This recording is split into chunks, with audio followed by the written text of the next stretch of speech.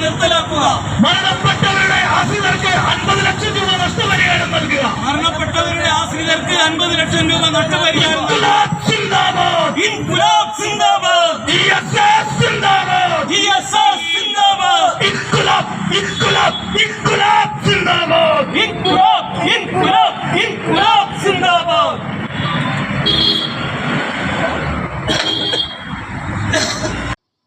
ഘട്ടത്തിലേക്ക് കടന്നിരിക്കുകയാണ്.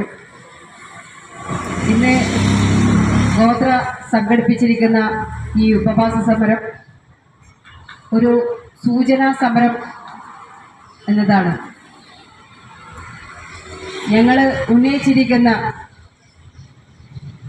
ആവശ്യങ്ങൾ ഗവൺമെൻറ് നടപ്പിലാക്കും എന്ന് തന്നെയാണ് ഞങ്ങൾ വിശ്വസിക്കുന്നത്. ഇനി ആ രീതിയിലേക്കല്ല പോകുന്നതെങ്കിൽ നേരത്തെ